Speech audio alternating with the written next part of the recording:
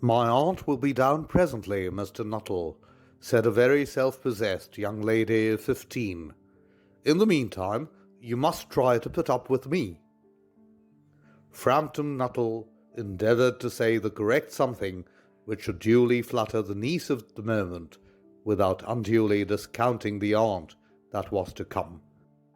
Privately, he doubted more than ever whether these formal visits on a succession of total strangers would do much towards helping the nerve cure which he was supposed to be undergoing. "I know how it will be," his sister had said when he was preparing to migrate to this rural retreat. "You will bury yourself down there and not speak to a living soul, and your nerves will be worse than ever from moping. I shall just give you letters of introduction to all the people I know there. Some of them, as far as I can remember, were quite nice." Frampton wondered whether Mrs. Sappleton, the lady to whom he was presenting one of the letters of introduction, came into the nice division. "Do you know many of the people round here?" asked the niece, when she judged that they had had sufficient silent communion. "Hardly a soul," said Frampton. "My sister was staying here at the rectory, some 4 years ago, and she gave me letters of introduction to some of the people here." He made the last statement in a tone of distinct regret. "Then you know practically nothing about my aunt," pursued the self-possessed young lady. "Only her name and address," admitted the caller. He was wondering whether Mrs. Sappleton was in the married or widowed state. An undefinable something about the room seemed to suggest masculine habitation. "Her great tragedy happened just 3 years ago," said the child. "That would be since your sister's time." "Her tragedy?" asked Frampton. Somehow, in this restful country spot, tragedies seemed out of place.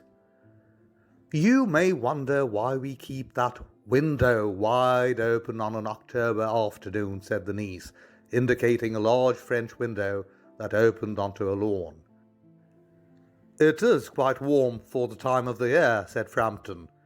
"But has the window got anything to do with the tragedy? Out through that window, 3 years ago to a day, her husband and her 2 young brothers went off for their day's shooting. They never came back. In crossing the moor to their favourite snipe-shooting ground, they were all 3 engulfed in a treacherous piece of bog. It had been that dreadful wet summer, and places that were safe in other years gave way suddenly without warning. Their bodies were never recovered. That was the dreadful part of it." Here the child's voice lost its self-possessed note and became falteringly human. "Poor aunt always thinks they will come back some day, they and the little brown spaniel that was lost with them, and walk in at that window just as they used to. That is why the window is kept open every evening till it is quite dusk. Poor dear aunt, she has often told me how they went out, her husband with his white waterproof coat over his arm, and Ronnie, her youngest brother, singing 'Bertie, why do you bound?'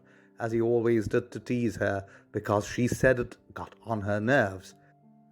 Do you know, sometimes on still quiet evenings like this, I almost get a creepy feeling that they will all walk in through that window." She broke off with a little shudder.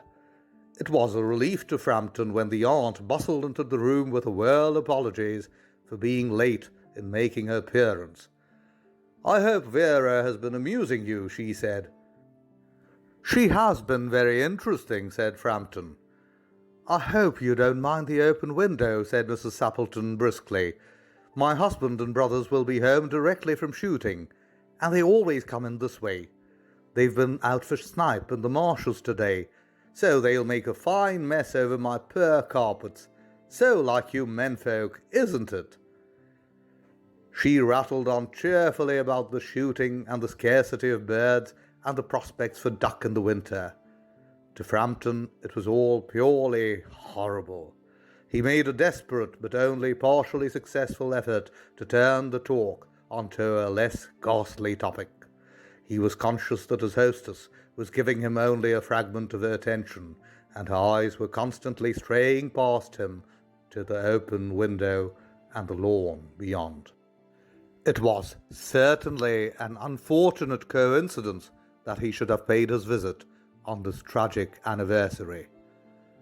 The doctors agree in ordering me complete rest, an absence of mental excitement, and avoidance of anything in the nature of violent physical exercise, announced Frampton, who laboured under the tolerably widespread delusion that total strangers and chance acquaintances are hungry for the least detail of one's ailments and infirmities, their cause and cure.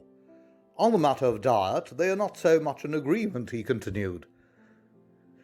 No, said Mrs. Sappleton in a voice which only replaced a yawn at the last moment. Then she suddenly brightened into alert attention, but not to what Frampton was saying. Here they are at last, she cried, just in time for tea, and don't they look as if they were muddy up to the eyes? Frampton shivered slightly and turned towards the niece, with a look intended to convey sympathetic comprehension. The child was staring out through the open window with a dazed horror in her eyes. In a chill shock of nameless fear, Frampton swung around in a seat and looked in the same direction. In the deepening twilight, 3 figures were walking across the lawn towards the window. They all carried guns under their arms, and one of them was additionally burdened with a white coat hung over his shoulders. A tired brown spaniel kept close at their heels. Noiselessly, they entered the house, and then a hoarse young voice chanted out of the dusk, I said, Bertie, why do you bound? Frampton grabbed wildly at his stick and hat. The hall door, the gravel drive, and the front gate were dimly noted stages in his headlong retreat. A cyclist coming along the road had to run into the hedge to avoid imminent collision. Here we are, my dear, said the bearer of the white mackintosh, coming in through the window. Fairly muddy, but most of it is dry. Who was that who bolted out as we came up? A most extraordinary man.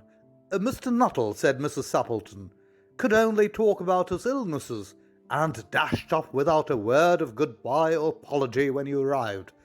One would think he had seen a ghost. I expect it was the spaniel, said the niece calmly. He told me he had a horror of dogs. He was once hunted into a cemetery somewhere on the banks of the Ganges by a pack of pariah dogs, and had to spend the night in a newly dug grave, with the creatures snarling and grinning and foaming just above him, enough to make anyone lose their nerve. Romance, at short notice, was her speciality.